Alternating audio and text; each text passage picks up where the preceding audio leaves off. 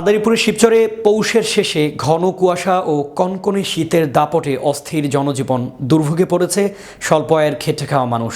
ঘন কুয়াশায় বিঘ্নিত হচ্ছে যানবাহন চলাচল, বিপর্যস্ত হচ্ছে জনজীবন। এ সময় নিম্ন আয়ের মানুষ বিপাকে পড়ছে বেশি।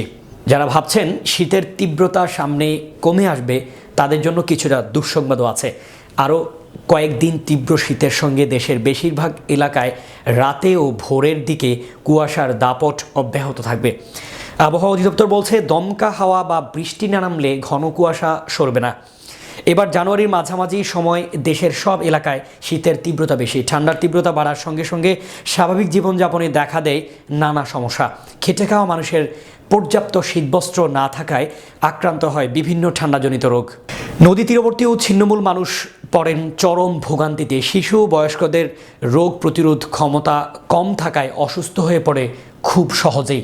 ডায়রিয়া, জ্বর, হাঁচি, কাশি, শ্বাসকষ্ট সহ ঠান্ডাজনিত রোগ ব্যাধিতে আক্রান্ত হচ্ছে শিশু ও বৃদ্ধরা। শীতকালে হাসপাতালে চিকিৎসা নিতে আসা বেশিরভাগ মানুষই শিশু ও বয়োবৃদ্ধ।